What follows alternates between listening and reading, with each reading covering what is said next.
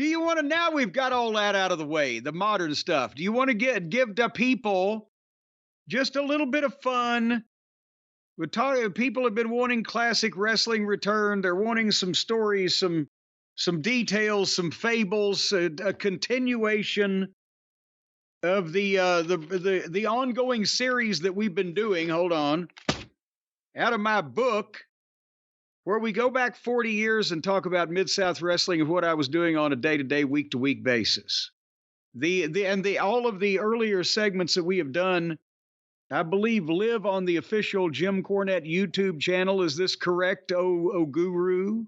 That is correct. The previous, I want to say, 3 segments we've done on this for 1984, as well as all the ones leading up to it from 83, are on the official Jim Cornette YouTube channel. And some people like the history and like the look back at what it used to be like in the long ago, the before times. And also it gives us a chance to look back and see how much more wrestling was going on and how many more people were watching it and going to see it back in those days. I thought about all this earlier today. I was listening to some music, and Freeze Frame by Jay Giles Band came on, and I'm like, fuck, Terry Taylor, 84 Mid-South. That's the first thing I think of when I hear that song. The funny thing was, it was a complete departure. The Dundee booking, the Memphis style booking, the focus on the young, exciting babyface booking, whereas in all honesty, the year before, Steve Dr. Death Williams had been the young white meat babyface in that territory. Then they're doing a music video of Terry Taylor doing a photo shoot in his underwear or his fucking swim trunks or whatever the fuck. And that's for the wrestling news, by the way, I think. Yes. And, and that's the thing, is that it was, those people went crazy because all the young ladies started coming. And, well, we've talked about it in more ways than one. We've talked about it. But as I mentioned, not only can you go back and on the YouTube, if you haven't heard these segments, and catch up, for the people especially who are into the business of wrestling and how it used to be and how much guys used to make or how much we used to travel or whatever. But also some of these matches that were especially from Houston live on YouTube, and we are not personally endorsing anybody, but they're out there in various places that you can find some of them. And especially the Houston ones, the good thing is, no disrespect to Paul Bosch, but they're out there with no commentary. And to just listen to the crowd reactions really makes it more enjoyable. Yes, because the people are going so batshit. And some of the Oak City and Tulsa matches are out there also because that was close to the office, and they used to shoot some of those for raw footage and action videos and etc. But anyway, we left off, I believe, we were in the middle of February with Sunday, February 12th. So to be chronological, we'll start with February 13th. And not only is that a Monday, but also this is the start of one of the classic fucking Mid-South. Everybody's heard about the schedule in Mid-South Wrestling. DiBiase or Duggan or anybody who ever worked there, as was how burdensome it was. From Monday, February 13 to Sunday, February 19, we're going to not only work, hold on here, I want to make sure I get this straight. In 7 days, we're going to work 9 shows in 9 different cities and have a 6-hour set of interviews, local promos. And one of the shows that we work in those 7 days is a TV taping where we do 2 hours of television. And that's why when people started talking about the modern schedule as such as a grind, fuck you. You want to jump in the car with me on this one, Brian? See how many states we can visit in 7 days? It's the thing that anyone looking back still has a problem with. The Mid-South schedule. How it was possible, let alone for guys that were there for a long time. It just seems impossible to have any kind of life. As good as that wrestling action was, and it was the best, How did anyone have a life if like Ted DiBiase was doing that for 2 years in a row? If JYD was doing it for years. Well, you can see why JYD was like, you can see why JYD was like, you know what? This seems like a good opportunity to go somewhere else. It's a good opportunity to do some drugs. And DiBiase told me, I think his longest stretch exclusively there, I think it was 18 months, because he said one time to me, he said, I was there for a year and a half. My hair was falling out and I hated the business. I had to leave. I didn't care about the money. And, see, is it the mileage or the repetition of the places with the mileage? No, it's the repetition, because all these towns that we were going to, remember, we had, was it 15 or 16 television markets, and there were spot shows. You weren't just you were sick to death of some places because the trip was so long, or you knew you were going to have a riot. But it wasn't repetition. It wasn't repetition of the same towns over and over. It was the unrelenting schedule of never having a day off almost ever. Remember, I said my longest stretch in this year will be 103 days. And that was just without a day off. With some of these, a lot of territories ran double shots, Sundays, matinee 2 p.m., evening 7:30. Watts ran double shots, Saturday and Sunday, 2 shows each in a lot of cases. So never getting a day off, and the travel, and then the fans beating the fuck out of you. And then this was a hard for the guys in the ring, and even for the managers, the referees. This was a hard physical style of wrestling. People have seen the fucking tapes. These guys beat the fuck out of each other. And the angles and the breaking boards over people's heads, whatever. But this was, for DiBiase, the same reason why I had to be there. We were there for a year, and that was good, but we had to be there. DiBiase wanted to be a star. You had to go there to learn. It was my fucking military school. At least I didn't have to go serve in the army. I had people after me, but they were my own fucking citizens. That's when you went through that. You not only learned and made a reputation if you succeeded in the wrestling business, but you could handle a lot of different shit because it wasn't anything you hadn't seen before. But you had to fucking crawl on your belly through broken glass to fucking get it. I can't imagine. And that's why Watts had young guys that he made stars, because Wrestling 2 was about to retire. And this may have hastened his goddamn decision. But most of the guys were young. They wanted to be stars. They weren't already fucking stars, stay there for any length of time. They'd bop in and out. Stampede wrestling was a whole nother level of grueling long trips and horrible weather, and also much, much less money. But this was the hardest continental in the United States, in the continent of the United States territory to fucking work, I think. But nevertheless, after you did this, you could do any goddamn thing, as witnessed by the fact that we did. But we were still in New Orleans on Monday nights, as everyone will recall, when that was a weekly thing. And we were right in the middle of the program with Magnum TA and Wrestling 2. They were the Mid-South Tag Team Champions. A lot of these matches were non-title, where we would beat them, because I was campaigning for a title match, and I was being such a prick about it, nobody wanted us to get one. And if we did have a title match, it might be, in a smaller market, and maybe we'll do a DQ or whatever, just for whatever. But we're beating the champions because they know they're going to go in a different direction. They're establishing us, and then 2 in a month or so is going to turn, and TA is going to be the singles babyface that they go with. And we've got them in these matches, like in New Orleans that night at $21,500 house. And by the way, we've established that $1 in 1984 was $3 today. So triple everything. This was a 60-something thousand dollar house, and we made $750. But we fucked them in the finish, and then they've got to take the 10 lashes. So we're doing the deal after I've whipped them with my belt on television.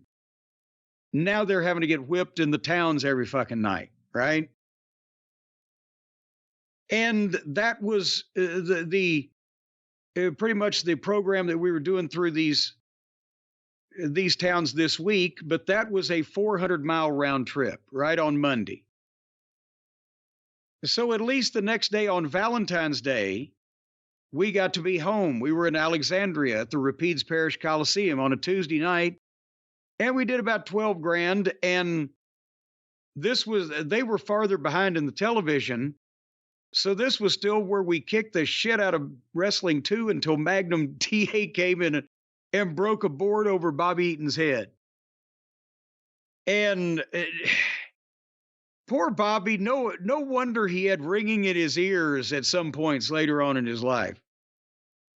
But anyway, there was no mileage involved there. So we had a pretty good average going, only 200 miles a day so far. And then Wednesday was a TV day. Not only the interviews in the morning at Channel 3 that we mentioned that we did every Wednesday from 9 a.m. until 3 p.m., but then we did the TV that night at the Irish McNeil Boys Club. So my day would start at 6:30 when I would have to leave my apartment in Alexandria to go to Shreveport for these fucking interviews. And by the time that we did TV that night and then got out of there and took that goddamn 2-lane road back to fucking Alexandria, I would seldom be back in before 2:00 in the morning. So I love these because do that math. Help me. Is that a 20-hour day? Yes. Yes. Yes. Yes. Well, then say it, damn it, say it. Yes, and a 260-mile round trip, a 20-hour fucking day, and we do 2 hours of television, and I participate in 6 hours of local promos. Where are you going to get that kind of experience? And I made $40 because that was the TV pay. It was $40 fucking dollars. So there were trade-offs to be made in this fucking educational process I was undergoing there. And you were a young guy and you didn't mind it. You understood that this is a learning opportunity. Wrestling 2 was like 85 years old. You had a bunch of people there. In between you guys, who was complaining the most about the schedule and how much time was spent on the road? Well, here's all the guys in the heel locker room, because most time babyface are separate, but all the guys complain about the trips or the town or the car story that there's goddamn traffic or whatever the fuck.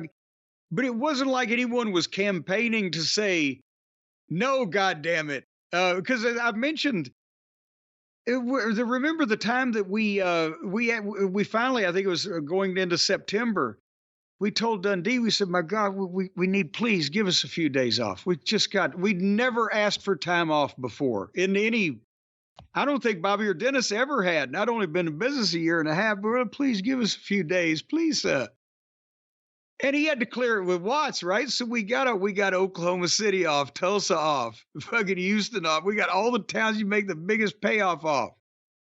And we were still in the spot shows. And Dundee explained, he said, well, if you want days off, he's going to fucking put somebody else in for a brief 2 or 3 or 4 week program on the TV around the fucking loop and it'll work you back in. They're taking those spots. Yeah, okay. The point is we quit asking for days off, but that was, you understood that. So point I was making is in the locker room, nobody was complaining to the point where they were going to campaign to go and say, quit running towns or leave me off of some of your towns, you knew when you went to work there that there was going to be all kinds of. We went into arenas. I think I may have already told a story, but we rode in the back of a fucking chicken truck when our car broke down. It was the only ride we could get into the Centroplex. We had two swamp dwelling Cajuns ride us from Monroe, Louisiana, back to our homes in Alexandria after another one of our cars broke down in the back of their pickup truck one night about midnight. Dennis had to ride. We put Dennis in the cab with him because we wanted him there in case either one of them got squirrely. And me and Bobby rode 80 fucking miles in the back of an open pickup truck. Right? And stuck in places with no tools, no way to change a goddamn tire because the lug nuts rusted on, and we're trying to flag down truck drivers for wrenches.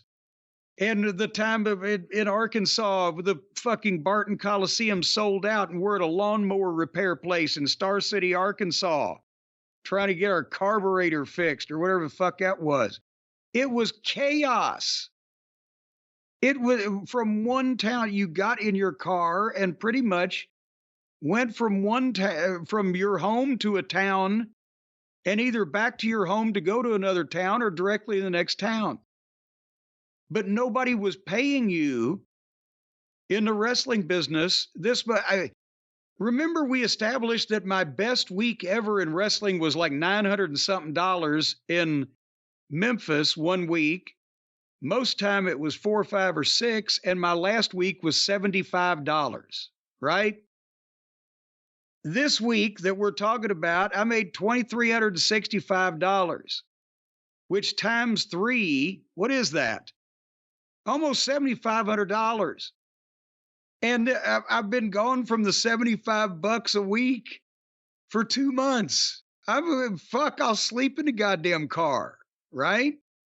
And I've scoffed at Darby Allin for that, but no, for $7,500 a week, I'll sleep in my car for fucking free because I'm a bum. I'm gonna get a fucking job.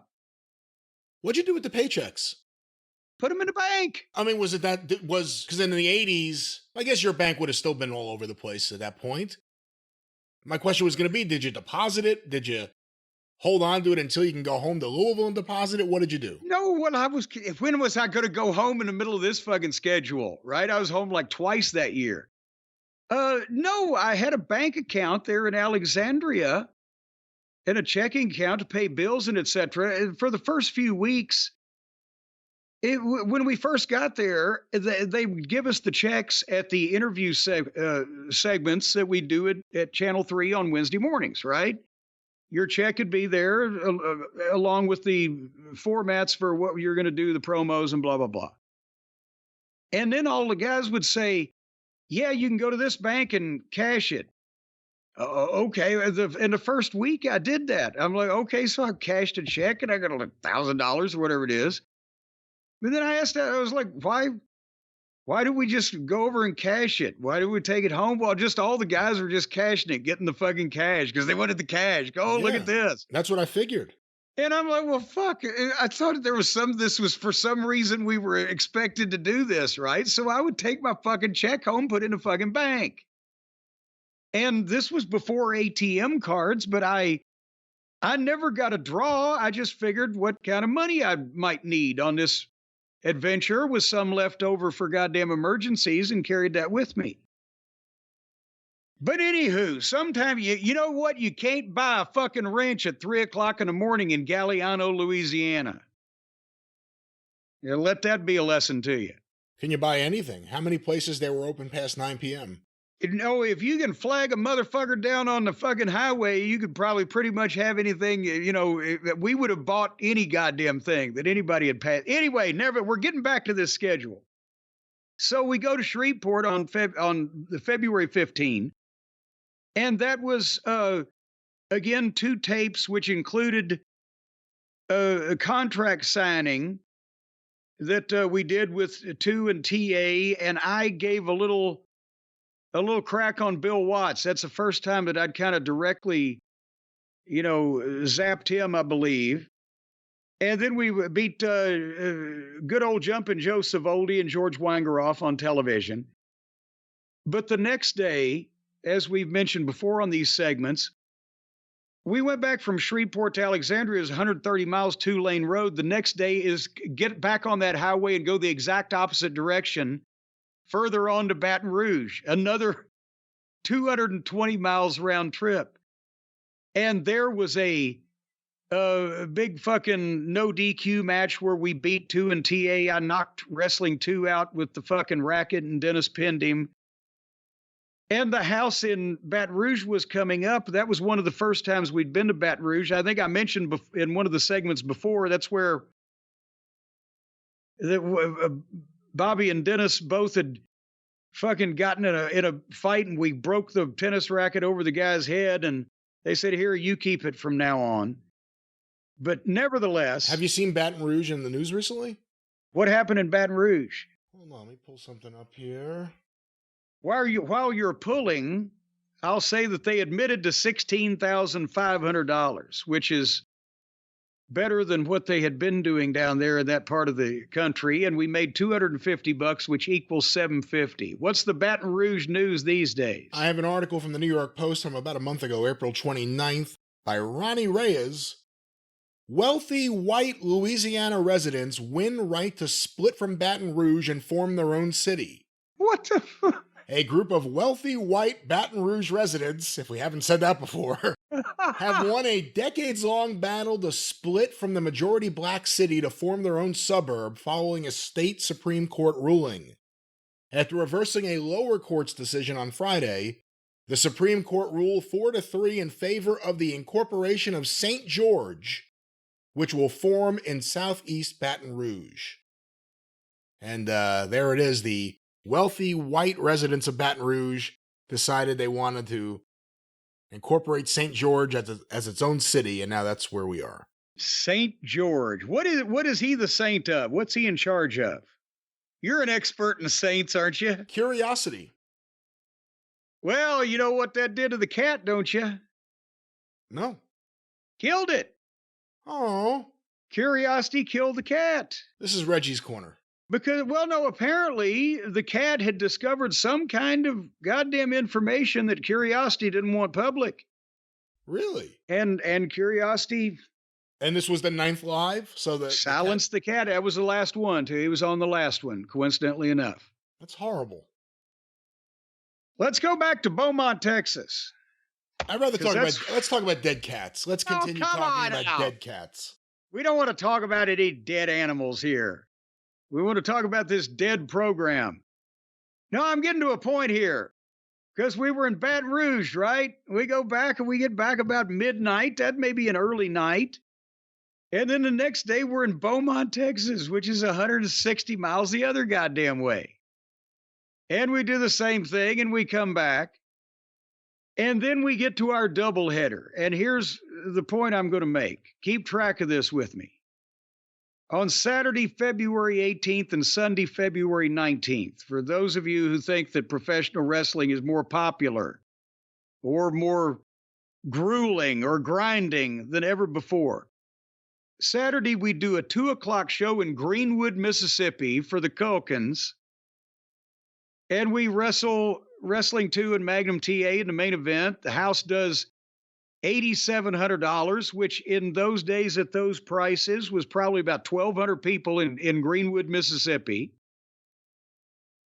And then we go that night to Vicksburg, which is 120 miles away, and do the same match before a house that's $100 less. So in Greenwood and Vicksburg, Mississippi, in the same day, they sold 2,500 fucking wrestling tickets. And we made the equivalent of about $750 for the two matches. But then we had to get in the car and go to Shreveport that night, because the next day we had a double shot in Oklahoma. Get your Google Maps out, kids, or whatever, and figure this out. We go over to Shreveport, so we've left our homes to go to Greenwood, which was 230 miles from where we lived, at probably 9 o'clock that morning. We do that 2:30. We have the match. Boom. We go over to Vicksburg. We have the match. Boom. We go to Shreveport.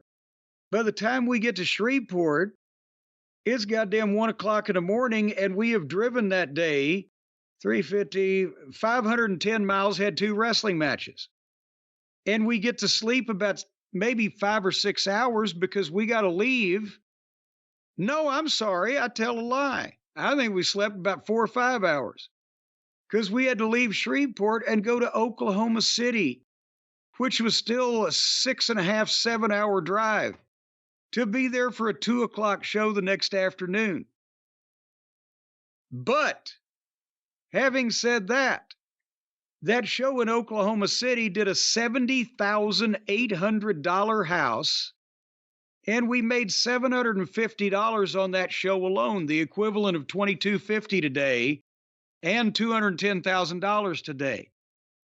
And that was a record because, Brian, remember, it wasn't until into 1982 that Watts had even taken over Oak City and Tulsa from Leroy McGurk, right? Right. 1981, it was still just Mississippi and Louisiana. And then in 82, he takes over the McGurk towns. And then by 83, he's working with Paul Bosch, and the whole territory's changed. Yeah, but he hadn't had a chance to. This was the biggest crowd that he had, or the biggest gate, the record house that he had drawn in the under 2 years he'd been running the Myriad in Oklahoma City. And this was another good sign, as you've asked in previous segments. When did we know that things were catching on? Or when did, we feel comfortable about what? Again, Dundee's booking and our match being featured. The towns are up usually, predominantly, when our program with 2 and TA is going on. But I'll tell you, February 19th in Oklahoma City, besides wrestling 2 and TA against the Midnight Express, Butch Reed beat Jim Neidhart. Remember, Neidhart had been Reed's partner, but they had switched Jim babyface because he was about to go to Memphis.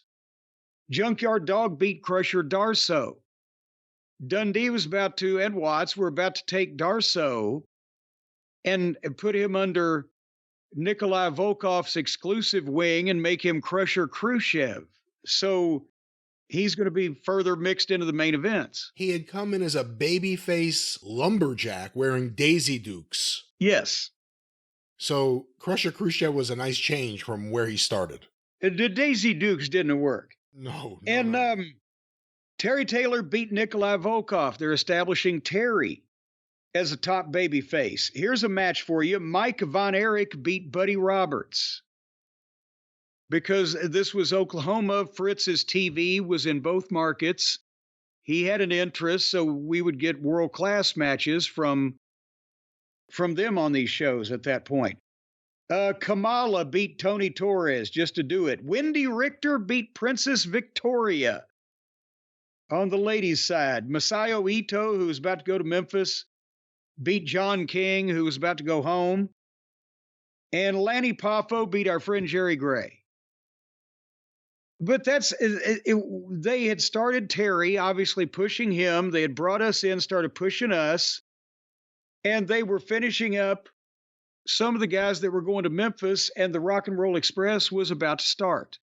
So even though we had been there now for 7 weeks, as we mentioned, it was hard to change the Mid-South territory on a dime because of the staggered television and the geographic area of it and the regular shows in these arenas every fucking night. It gradually made changes, and you saw positive signs. And so when we do $71,000 in Oklahoma City, and he doesn't even have all his new talent in the territory yet, everybody was like, okay, we got something going here. And then we go to Tulsa that night. And by the way, that's 120 miles across Oklahoma, and do a show in Tulsa, and then go back to Alexandria, 520 miles. We got back 6 o'clock the following morning. So that's literally 4 shows and a 1,500 fucking mile round trip in 2 days. But Tulsa, again, here came fucking Magnum TA to break the boards over the boys' heads. And we did a record house there, $42,000. We made another $400 plus the $125 trance money. So there's another $1,500. So that day we've made the equivalent of almost $4,000 for these two shows. And this is the fucking show where the goddamn guy came through security as we were walking back. He fucking dove through and nailed me right in the goddamn nose. And boom, and both sides started bleeding. And there came, I've told the story. It's on the YouTube channel. I don't want to go through all the details, but as Grizzly Smith had the guy by the fucking head, Bobby was hitting the guy over the head with the racket, but he was taking all the skin off of Grizzly's knuckles because Grizzly had his hair. And they were fucking fighting everybody to get us all back. And then before I could fucking try to throttle the guy, Watts threw him up against the wall and was trying to punch him. And he screamed, you want to hit the wrestlers, huh? And he's trying to punch the guy. And the guy keeps covering up. So he fucking grabbed the guy's arm and held it up against the wall. So here, Grizz, hold this. And Grizzly held the guy's arm up against the wall and Watts punched him, boom, and dropped him and stood on his head with both feet. I still fucking get a chubby thinking about that motherfucker. No good piece of shit. Yes, we were trying to make him mad, but not mad enough to hit me that hard in the fucking nose. Had you ever seen these standing on the head with both feet before? No, but all the boys that had been there for a while were saying, God damn, it's Tulsa. He came from home. So he was just dressed. He had like sweatpants and tennis shoes. If he'd have been in a out of town, he'd have had his boots on, his cowboy boots. He would have caved that guy's head in. And the cops are standing there watching him do it because that's kind of shit happened every few shows in almost all of these towns. And they're dragging him back, and either the boys are trying to kick shit out or are kicking the shit out of him. But now it's the guy that's paying them, and he's one of the most popular people in fucking town. So, and the guy deserved it because I'm standing there leaking blood like a goddamn water faucet. So after he stands on his head and cuts a promo on him, he's already knocked him goofy. The cops grabbed him by the arms and legs and drug him down the hallway. And we never saw or heard from him again. I was spitting blood on him on the way. But you know, it wasn't unusual. So Watts, it was unusual for Watts to attend shows unless they were in his hometown. And there he was at a house show, just a show. At a show, yeah. What do you think he thought of you? Because it's one thing hearing reports from Grizzly Smith or Bill Dundee. It's another thing seeing you in the mix, getting people riled up. You know, everyone would react differently to getting punched in the nose. I'm sure there's a lot of guys who wanted to be wrestling managers who, as soon as that kind of shit happened, they'd be like, forget it, I'm going home. What do you think? Well, for the first few months especially, I was screaming, let me at him. Bobby and Dennis are holding me back because they were afraid I'd get to him and he'd fucking kill me, whoever it was. But right, but it's, no, let me at him. No. But after a while, when they had no choice about whether some would get to me and I at least fucking came out even and learned how to fucking swing with some accuracy of club, they, you know. But no, but that's the thing. At first, obviously, when he came up and saw me, he had never heard of me or seen me before in Memphis, but he saw the concept. And then Dundee said, yes, he can fucking talk. And maybe they exchanged the newfangled video cassettes. He might have, you know, Watts might have seen one of my TVs or whatever, or I briefly said something in Memphis. But the thing is, he could have cut it off. He was pretty confident. He picked the talent and Bobby and Dennis and to put them together, and he picked me, even if there was some salesmanship going on between Bill Dundee and Jerry Jarrett or both. You know, to start out like that and go with it, he seemed to have some confidence. But he could have cut it off, especially after the last Stampede. Or if I'd have gone to him and said, oh, God damn it, I need more security. You're lucky to fucking be here, that type of thing. At least he took up for me, right? He's, you want to hit the fucking wrestlers, huh? Well, the managers, but you know what? It's crazy. In 1983, Bill Watts had a part in putting together two of the greatest tag teams of all time, the Road Warriors in Georgia, Yeah, and then the Midnight Express. yeah. Same year. That's crazy. But he liked he liked the concept of what I was doing and what I was going to be if I could pull it off, and then I pulled it off. So he appreciated that, and he would take up for me whenever he saw him beating the fuck out of me out there. Hey, you brought up money. One Yeah. last question about that. This is the most money you had made in wrestling as a performer, not counting your photography days where you were raking it in. Well, yeah. Dennis and Bobby had been in the business for a while. Dennis, going back to the early 70s, he had been involved in big stuff. Him and Hickerson against Jackie Fargo was like the hottest thing. You talk to anyone who was around back then. But he also worked a lot of territories like for Jarrett, for Goulis, Continental, Alabama, whatever it may be, Gulf Coast. Where was this already at this point in terms of how much money Bobby and specifically Dennis had made in the past? Hallelujah. Hallelujah. Hallelujah. Hallelujah. No, Dennis had been really since his third year in the business had been a main event level heel in the Tennessee territories, whether it be for Nick Goulis or whether it be for Jerry Jarrett or whether it be for Ron Fuller in Knoxville. But think about it, in the 1970s, a top heel, unless you were figured in, unless you were the Jackie Fargo or Jerry Lawler or et cetera, we've talked about, or the world champion coming in to main event a sellout in Mid-South Coliseum. Still, if a guy made $1,000 a week in that territory, that today is something like, what, $3,500 from the 70s or $4,000. And it was short trips and you only work 6 days. But no, $2,300 for either Bobby or Dennis in a territory that hasn't even really peaked yet, that still has room to grow, was far and away over anything that I would think that a Condrey and Hickerson main event, because that was late 70s, main event week would be $900, $1,000 in Tennessee. So this was much more than either of them, much less me, had ever made. And we said, we've just got here. We've just been here for 6 weeks, and we're, and I'm getting punched by fucking fans. We've already had dust-ups. At any point early on, did you think things had peaked, or did you realize things were still rising? No, this wasn't even, we saw there was plenty more room in the buildings, and these people are starting to come over the fucking rail. Yes, there's plenty of room. We're not even in the full-fledged main events here. Junkyard Dog is the top guy. And we're not going to be, we're not fucking with, and we'd be fucking with him next month, right? But we weren't even with the top. And then Watts comes out of retirement. So, yes, God damn it. Put me a fucking pillow in the trunk.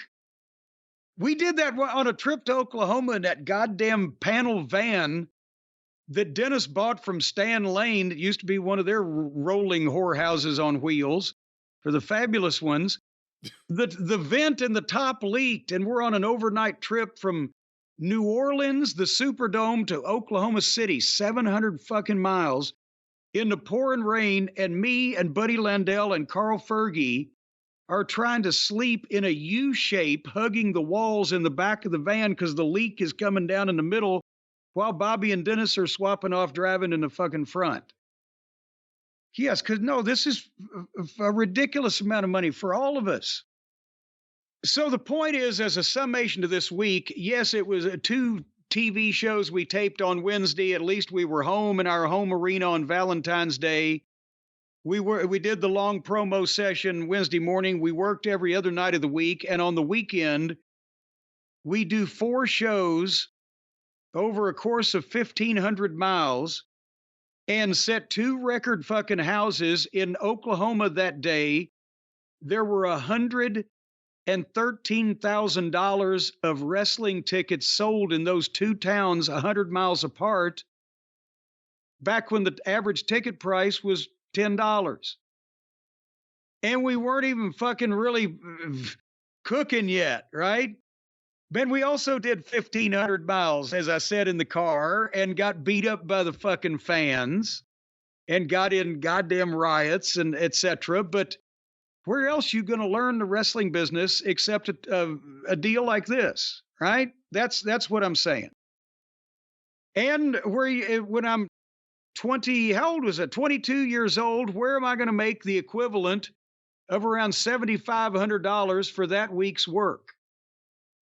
And you know why that I couldn't make that money, Brian, anywhere else? In 1984 at that time? I'm not sure why. Because they didn't have Shopify. If they'd have had Shopify, I wouldn't have had to been punched in the nose by random Cajuns or cowboys in Oklahoma. And I wouldn't have had to have driven up and down the road 4,000 miles back and forth that week. And I wouldn't have had to been pummeled by refuse thrown from an angry throng. Because what I could have done is I could have come up with a great idea or a wonderful product that needed worldwide exposure, and I could have gone to the people at Shopify.com, and they could have taken me by the hand, led me by the ear, if you will, all the way from the concept stage to the execution stage to the, oh, we're all rich and we're going to buy a tropical island stage. Shopify.com does it all. And if I'd have only known that, I wouldn't have had to gotten beaten and pummeled and abused and injured and PTSD'd and a sour disposition. Brian, I could have been selling things. I could have made things with my hands. Bird photography. I could have done bird photography. I could have communed with nature. I could have even taken the little birds and trained them and then sold them to people around it. You know, if you want to train some birds, folks, and then put them in a little box and punch some air holes and sell those, Shopify.com can send them from here to Taiwan and get you paid for it. They'll set you up to be a professional business instead of some fly-by-night bird operation. Because heaven knows, I'd hate to get a bird lawyer involved in this. So, once again, folks, if you need this global power platform, commerce platform, the global commerce platform with power behind it, is what I'm trying to say. Like millions of other entrepreneurs of every size and state and country and zip code all over the world, 175 countries. Well, this is a big deal. They will if anybody messes with you, well, Shopify's got people they can send over there to take care of it. Brian? They don't and they won't. No, right, Brian? Well, no, they have millions of entrepreneurs all across the world, 175 countries. They're a global force. That's right. They power 10% of all the e-commerce in the United States. I would think that they've got the resources, and if somebody's getting in your way, trying to maybe take over the block, you know, somebody's going to drop around. You just pay a visit. I don't know what These are not the kind of things we do on any of my construction sites, ladies and gentlemen. Well, I'm telling you. Well, I would whistle, but my mouth is dry. Hold on. Where is that whistle thing? I used to have a whistle here. Is that it? That wasn't it. Hold on. See that? Well, no, mine's a wolf whistle. Yours is a slide whistle. That wasn't a slide whistle. This is a slide whistle. Well, regardless of whatever kind of whistles, folks, you want to sell slide whistles or meat whistles. It doesn't matter, because if you want to sell it, Shopify will make it easy for you to do this. They're your no excuses business partner. Sometimes they just take over and do their own thing. You don't have any idea what's going on. You'll get some money, though, and you'll like that. Otherwise, just sit back and let the professionals do this. And you don't even need to code anything. You can speak out in plain language like everybody else. But right now, folks, you can sign up for a $1 a month trial period by going to Shopify.com/JCE, all lowercase on that JCE now. Shopify.com/JCE to grow your business no matter what stage you're in at $1 a month.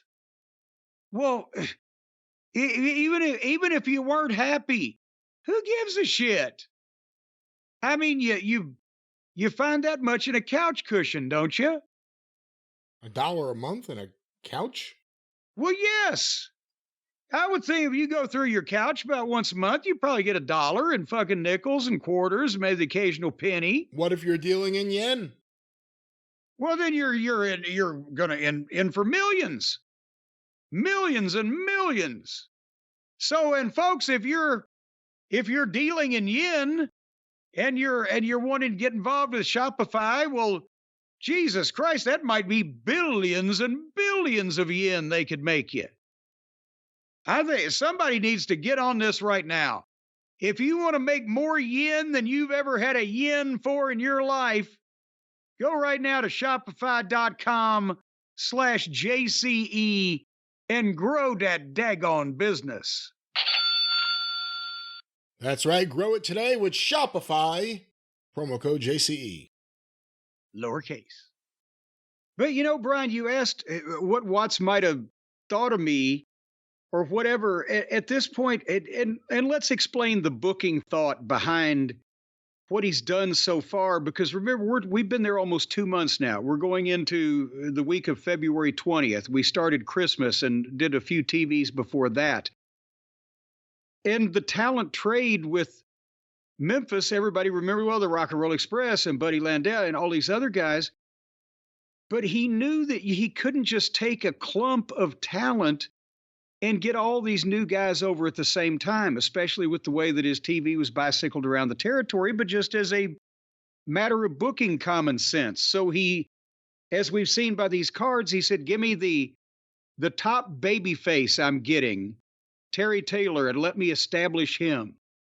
And Terry Taylor has already won matches on TV and is having music videos done, and he's wrestling the top heel Nikolai Volkov, the evil Russian.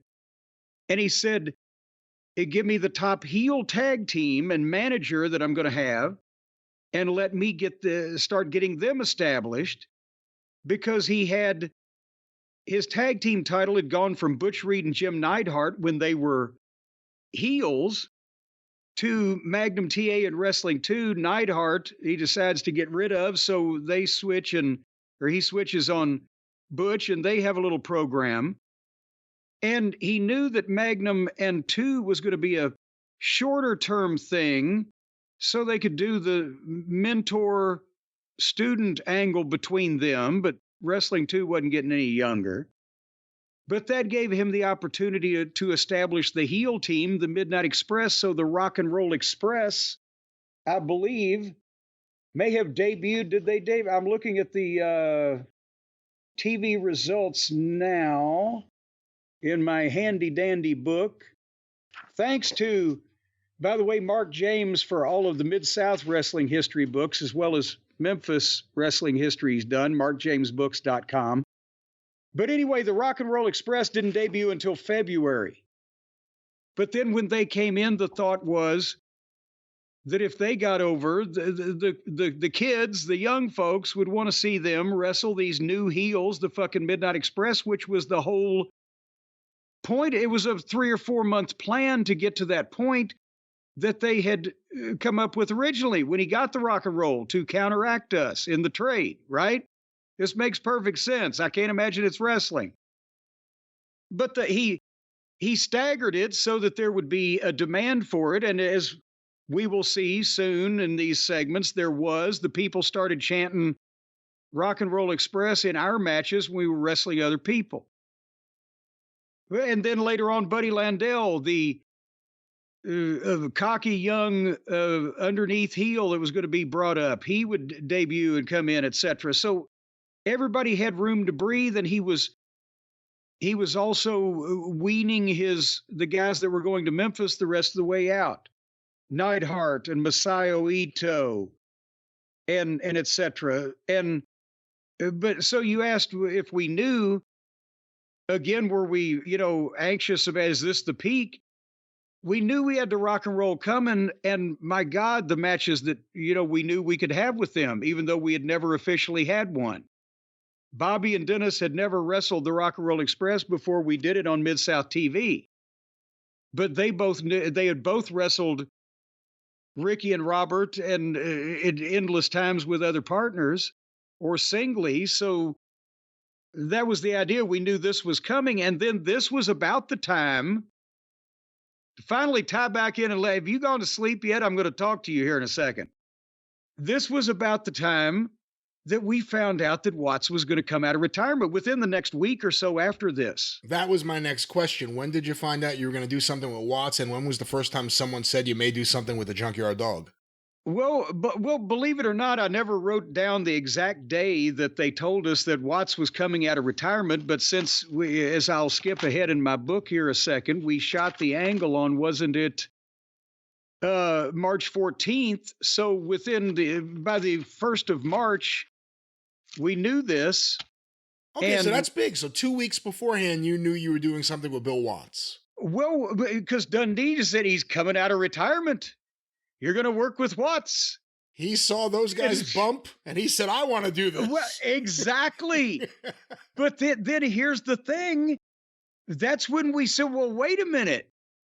We got the Rock and Roll Express coming in, and we're because we still haven't won the belts from 2 and TA. This is all going to interconnect, and that's why it's so brilliant. And it not only showed Dundee's finishes and his eye for talent, but Watts's lessons from Eddie Graham, that all of this worked together, that we won the belts at the same time that 2 turned on TA, at the same time that Watts had already slapped me on TV because of blah, blah, blah.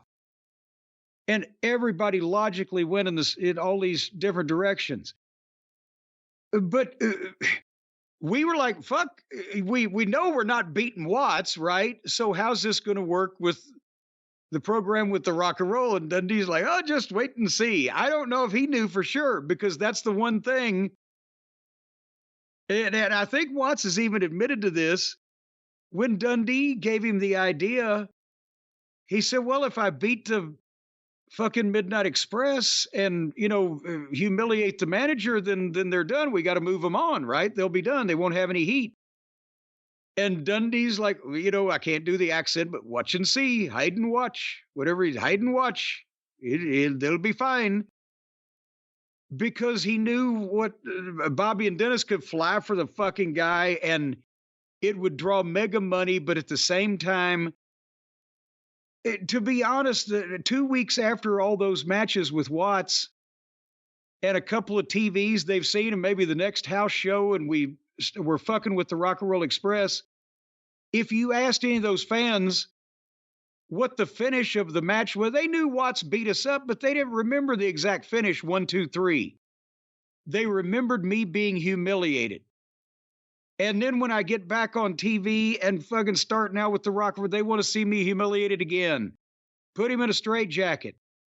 Put him in a fucking cage at ringside. Handcuff him to somebody. That was the whole philosophical key. They didn't remember when the Midnight Express got beat as much as they just wanted to see somebody get their hands on me or humiliate me again. And as we mentioned before, a fine line in psychology. They didn't beat me bloody. They didn't carry me out on a stretcher. They didn't fucking mutilate me, because that would have been final. They put me in a pink dress. They put me in a diaper and fed me a baby bottle. They did fucking handcuff me. They put me in cherry pickers and hung me over rings and in goddamn straitjackets and fucking, all manner of apparatuses, and in matches where I was legal and they could beat me up if they could catch me. That was the whole fucking idea. So anyway, in answer to your question, when we've already set a record in Oklahoma City and Tulsa, 2 of his major towns. We've got people hitting the ring on our matches, and Paul Bosch in Houston is saying 2 shows in a row, you're about to start a fucking riot. And then I mentioned the setting the gate records, and we haven't even got to the Rock and Roll Express yet. And we're just about to hear that we're going to work with the goddamn owner of the company and the legendary figure in wrestling in that part of the country that's coming out of retirement. We're like, fuck, we're already making the equivalent of, in today's money, of $7,500 a week. Yeah, give us some more. So the following week, they gave us less. We only made the equivalent of about $5,200, but we still worked 8 fucking times and a set of interviews. And here was one in New Orleans.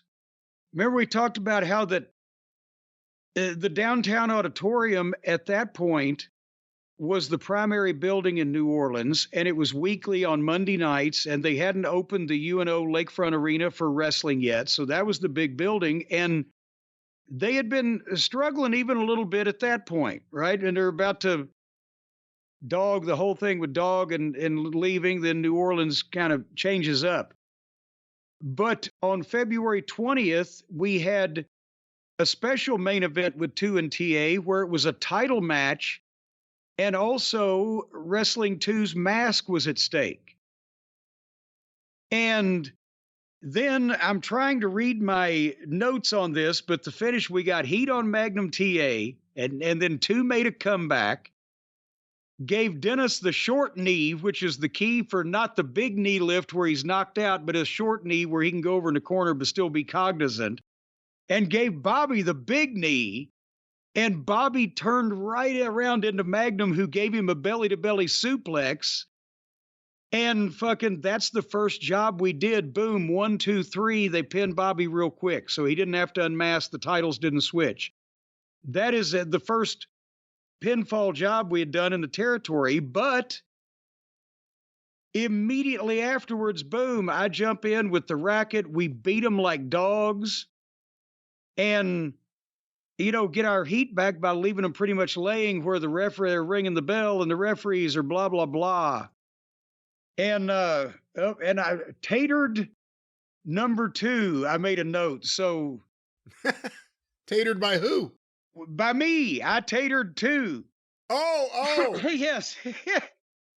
Tatered 2. I thought you meant it was the second time you've been tatered. No, I was still learning how to use the racket. And poor Magnum, thankfully, he grew the beard later on and became the bearded, rugged, handsome fellow he was. But he's the only guy ever split open with the racket. It was one of these fucking nights, I believe it was in Baton Rouge, that we talked about. I jumped up in the air and was going to drop the stem, the handle of the racket into his chestal area.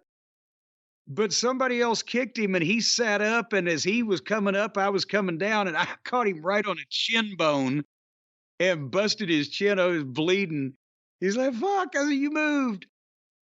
But anyway, so we did that night a $30,000 house, and this was well up from what they'd been doing in New Orleans. In a weekly town, that's the equivalent of 90 grand today. We made $300, the equivalent of 900.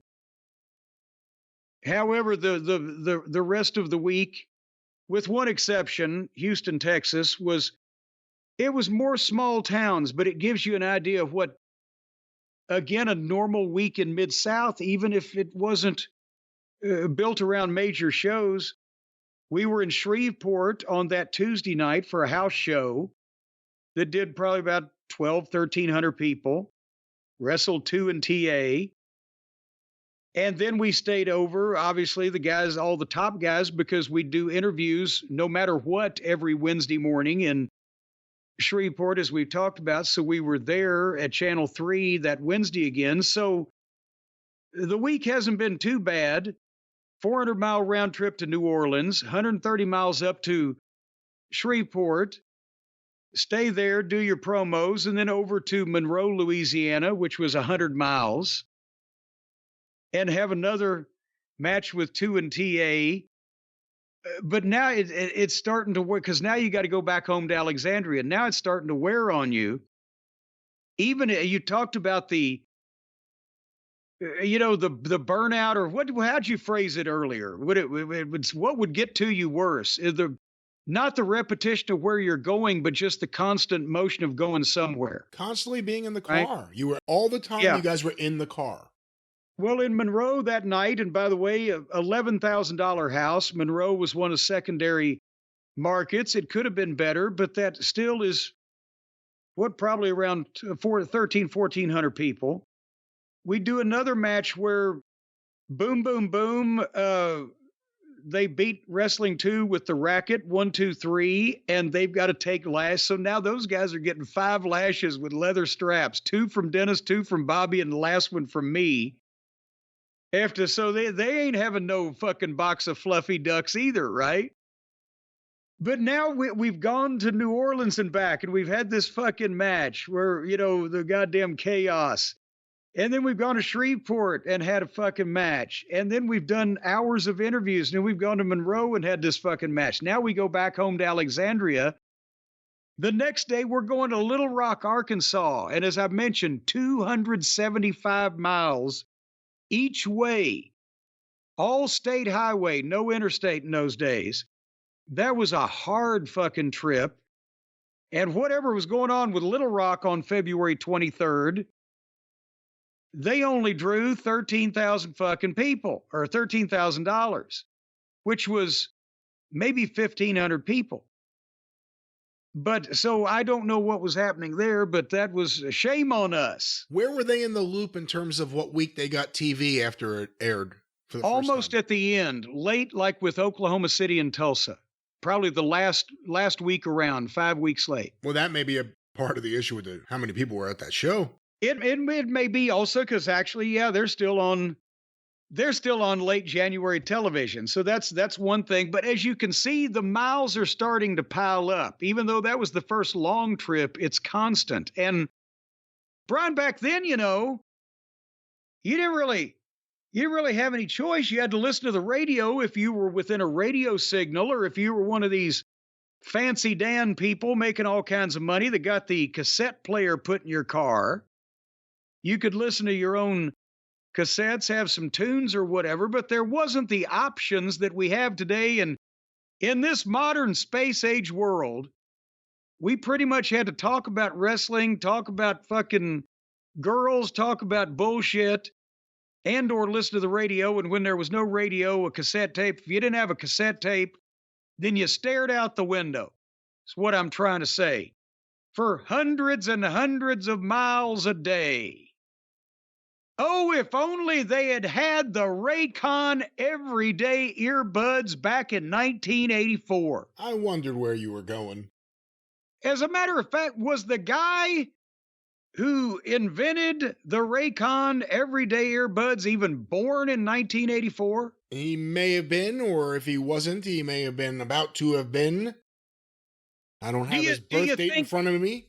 Do you think he was just a gleam in his father's eye, as Mama Cornette used to say? I think so. Maybe. Well, possibly. Who knows? That's why back in those prehistoric days, when we had to sing to each other, is what we had to do. That's how I learned to sing so good. Because we sang. We sang to each other in the car, the top hits of the day. But now you can listen to anything. You can listen to the music of today or yesterday or any day. You can listen to podcasts. You can talk on the telephone.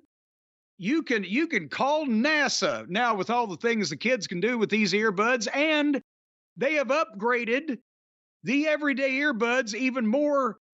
Now they're not everyday things. Certainly they're special occasion earbuds now that you can use every day because they've got now the new quick charge function. 10 minutes of charging, you get 90 minutes of battery. Did you know that? I want to talk a little bit more about Dennis and Bobby's harmony in the car. They were singing too? Well, every once in a while, the hits of the day? Bobby would go boom, ba da boom, ba da boom, ba da boom, and then Dennis would belt out every once in a while. The hits, and swinging to the oldies sometimes. Did you hear about the new active noise cancellation on these bad boys, or the multi-point connectivity where you can pair two devices at once without them blowing up? They can send the matter into the antimatter at the same time. You can pair them together and they'll just send a signal back and forth to each other. And they've also got the of course the ergonomic design that we've been talking about, where you can just insert them into the various orifices that they're meant to go in. It's not for us to decide. And they fit well without just falling out willy-nilly You've never at your stuttered feet. as much as you have talking about the orifices to put the Well, Raycon. you get me worried when you talk about, you're always trying to put out disclaimers on what you should do with these things. It's not for us to decide what you do with your everyday earbuds in the privacy of your own home. It's pretty well defined. You put them in your ear. Many people do. You do. But, That's what you do. Yes. Yeah, well, and all You're not going to power pick up to those you. oral waves anywhere else. All power to you. Well, it's oral or however you want to. Hey, however you swing, that's your fucking business.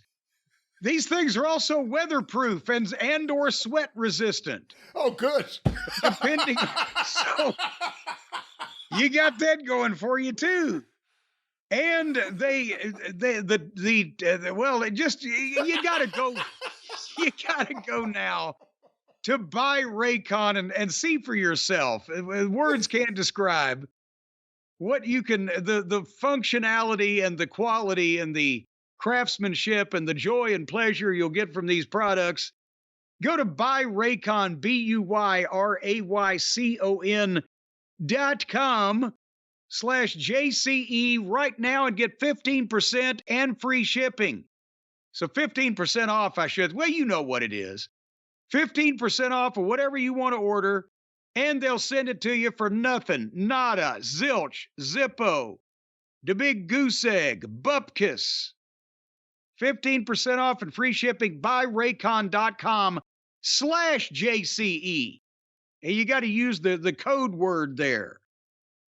And also you can see all about these. My gosh, it's new with exclamation points. They've just revamped the whole product to make it even better than it was. And it was so darn skippy before, and now available in a variety of vibrator colors.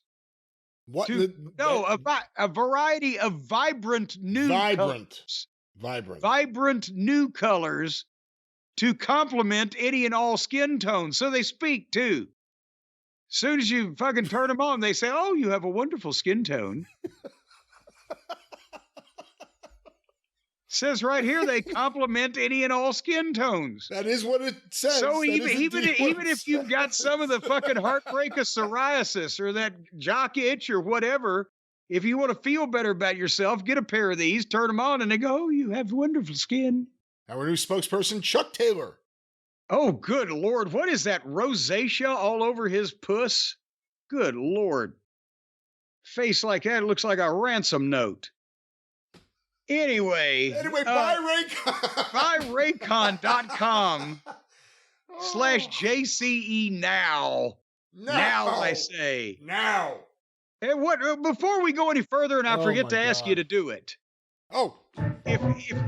No, I wasn't going to ask you to do that.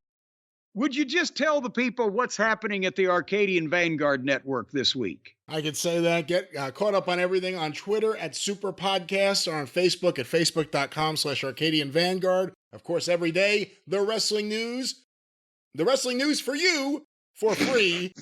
Available at thewrestlingnews.com. If you haven't heard it, it's new to you. And wherever you find your favorite podcast, look for Arcadian Vanguard's The Wrestling News. Every single morning, get the Wrestling Newscast.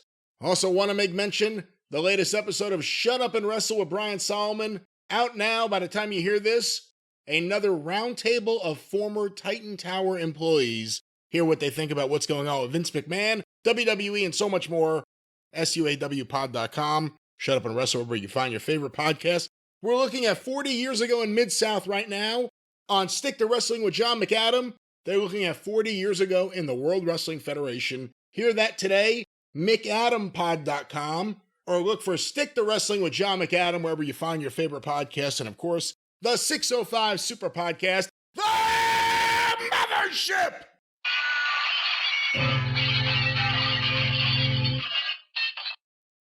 Go through the archive at 605pod.com. That was a big one. That burned my throat. 605pod.com, wherever you find your favorite podcast. Lots of fun stuff. Burned your throat, chapped my ass. Oh, no. When do you next leave your home? Could it be arranged where somebody came in and carried that thing off? Which thing? That thing, it's making all that noise. There's a lot of those things around here. You talking about this thing? That thing? No, I was talking about the other thing. This thing? No, you got my thing. Now don't grab my thing. I was talking about your organ. That's what I was talking about. I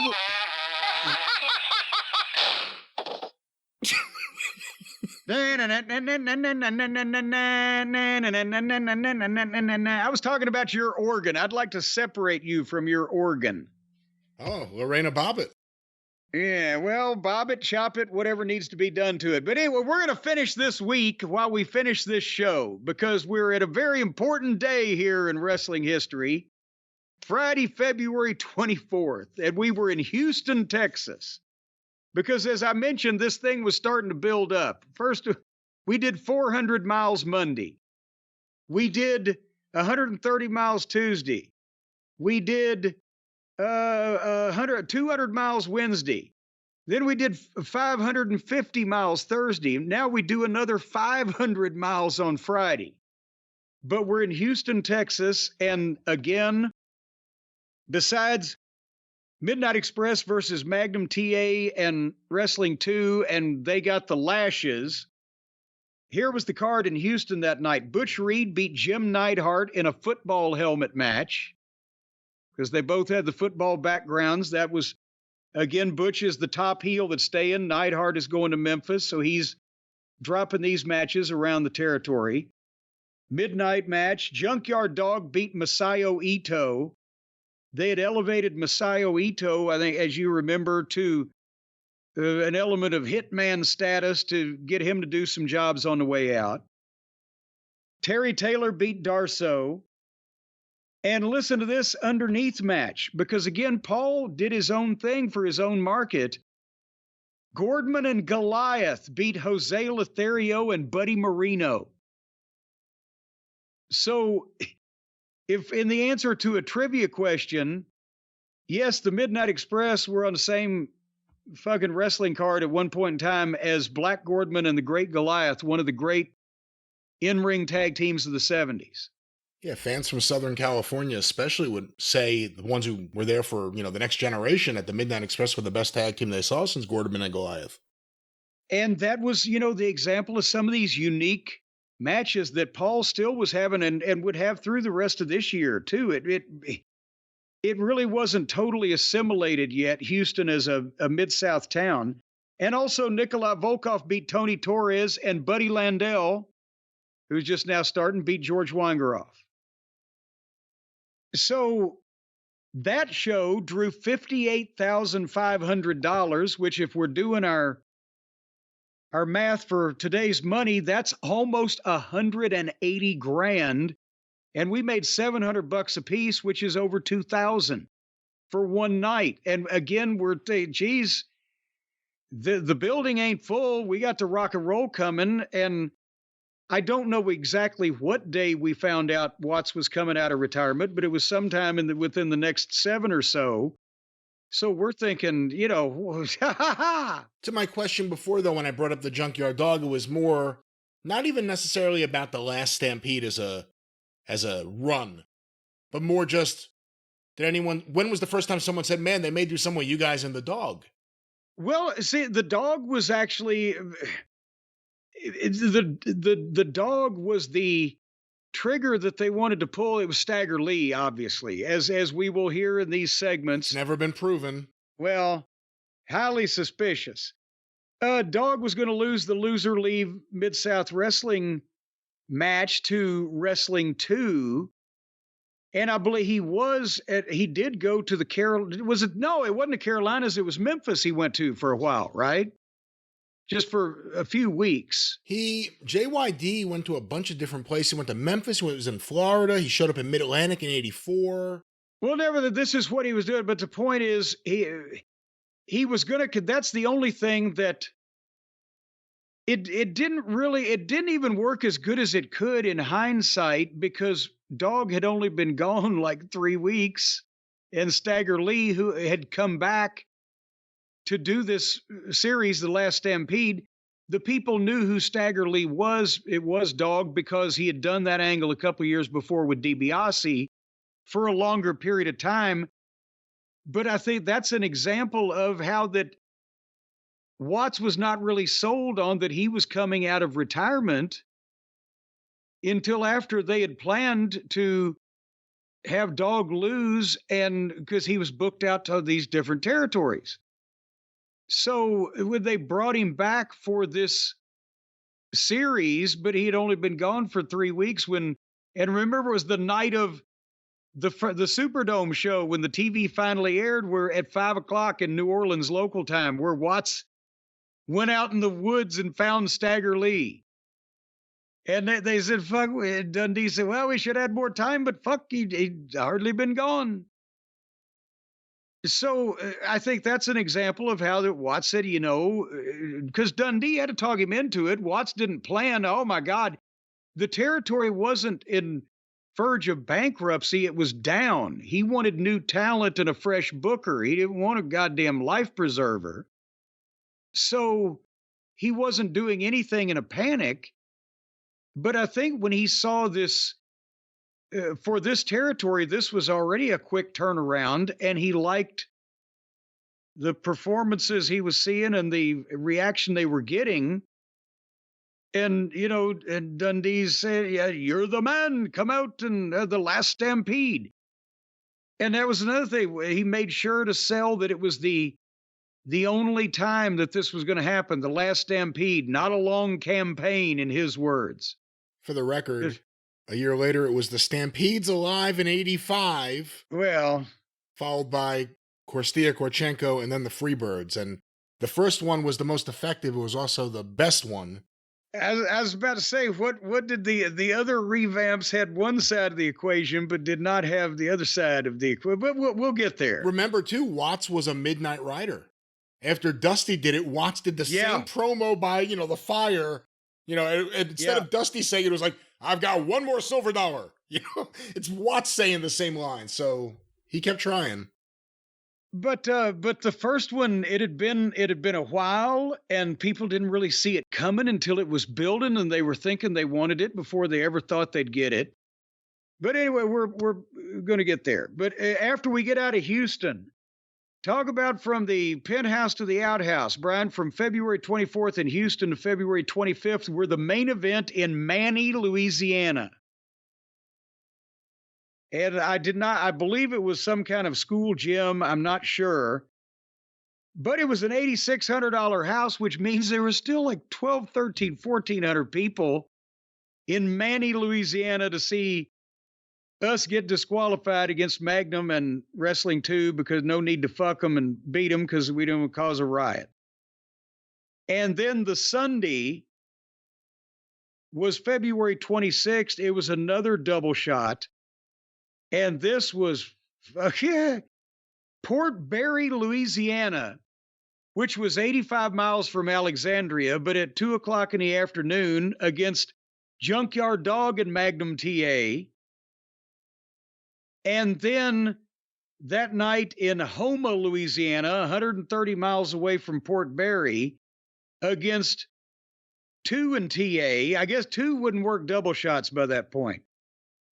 And so we do 2 more matches in front of $4,300 in the afternoon, $7,100 at night. That's 12 grand, probably 1,500 people for the 2 shows. And we made $200 in their money, so the equivalent of about $600. So we did better in Houston on Friday than we did in 3 shows over Saturday and Sunday, and put in a round trip of 170, 240, 370, 570 miles to do that Saturday and Sunday thing. It wasn't all sunshine, lollipops, rainbows, and waterfalls. But it also speaks to how Houston's business started really popping. This was kind of the payoff to working with Bill Watts and Mid-South Wrestling. It would never be this good again. I mean, it goes for a little while here in 84, but they couldn't recapture that in 85 or 86. And before this, it wasn't this hot.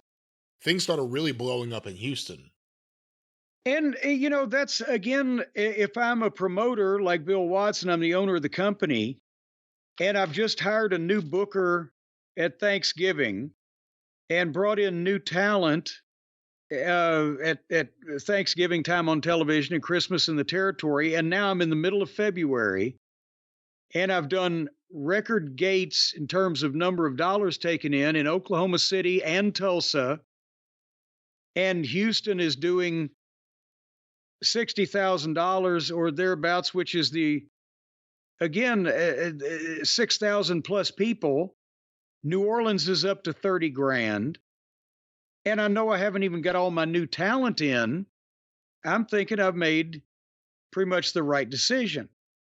And that's why that Dundee was able to get Watts to go for the coming out of retirement. And then also, and like I said earlier in a segment, Watts has admitted this before, that he was ready to finish me and the Midnight up at that point and send us somewhere or whatever, because he thought once that he beat all of us in that fashion, what good? But Dundee knew what we could do with the rock and roll, and he knew it was a different type of thing going on here. And he said, just have faith in it. So they really started both programs at the same time. And we definitely did the one with Watts, and we could or could not have done the one with the rock and roll if he hadn't wanted us to. But by then the people had already started chanting for it. They didn't care that he beat us. They wanted to see the other guys beat us too. And then they wanted to jump in the ring from the crowd and fucking beat us. But goddamn it. How much of it was they wanted to beat you guys, and how much of it was they wanted to beat you? Well, they wanted the Rock and Roll Express or the Fantastics or whoever to beat the Midnight Express and win the tag team titles back and embarrass them and show them that they're not the best. But they wanted anybody, it could be anybody. If Jim Ross had come over the fucking desk and grabbed my neck, they wanted to see anybody get a hold of me. And they knew most of them, in the crowd in the various towns that got so inclined, they figured they had a pretty good chance against me, because these people were jumping Butch Reed, or they'd jump fucking Nikolai Volkov or take swings at him. So they were pretty fucking convinced they were safe with me, which is why it drew money, because they knew that somebody had to get me and kill me. There's no way that this guy can exist in the world of Mid-South Wrestling without somebody breaking him in half. And we want to see this. We got to be there. Whatever position they can put him, are they going to throw him off the scaffold? What are they going to do to him? We just want to see it. That was the fucking formula. See, again, and a lot of it's just the way you were used. You weren't just managing. You weren't just introduced, you were doing the introductions. And they were clever and they were quick, and you put down Risa or Boyd or whoever it may be. Boyd Pierce gave you some looks that are incredible. I can't believe what he said. And then remember, I always think one of the most important things everyone forgets is after you did everything where the Express came back and beat up Watts, you were at the desk the next week. You were doing commentary on the matches. It made people really want to kill you because you were Jim Cornette on commentary for the first time after you had just taken out Bill Watts. Well, yeah, and they could put me at the desk and they knew that I could, while the match is going on, even if it's the Midnight or if it's somebody else, I can still impart the information and get the people riled up and further the thing. And also that's why they gave me so many of not of all the local promos, but if it was a 2-minute segment, I would have some significant part of time in quite a few of them, because Watts knew I wasn't like Butch Reed or wasn't like Hacksaw Duggan, and that I'm not only need to sell my match, but they can have their match in the town and get over, but they just need to hear me talk for my guys. So that's why I was doing a predominantly, most often, interview subject, because anytime we get him to talk on television, somebody else will want to fucking assassinate him. So that was the formula that they were using or starting to use. And as I said, then, once we got through with the daggum last Stampede, and see, a lot of people don't remember the Midnight Express were the Mid-South Tag Team Champions all through that series of matches where Watts was kicking the shit out of us, Watson Dog, but the matches weren't for the title. It was the Eddie Graham lights out match kind of thing stipulation without saying the lights out match. There's no need to put a hat on a hat. Lights out last Stampede. But in the Superdome and in Houston and in a couple of the other towns, we actually had tag team title defenses on the card and then came back down to main event. So we beat somebody underneath and then come back and get the shit kicked out of us in the main event. But again, and I'd hate to get ahead of ourselves, but when by that point we're getting to in Houston and New Orleans, we're getting $2,000 payoffs for these matches a piece, the equivalent like $6,000 today, and we're working every other night of the week, and these payoffs, we're like, oh, fuck, yes, kick the shit out of us. But anyway, we ended up at February 26th. Do you think that's a good place to save the rest until next story time with Jim Cornette, baby? Okay, I don't know why you're doing that, but yes, why ruin this with an Adam Cole impression? But I think that's the perfect place to end the February. Well, I kind of did Paul Lynde, bang, bang, kind of there, yeah. All right, that's snarkiness. That's what people need. Because we will continue to do this because we have many more record houses and revealing angles and revolutionary items. And my God, in 2 more weeks, a day off is coming up. So people got to stay tuned for that.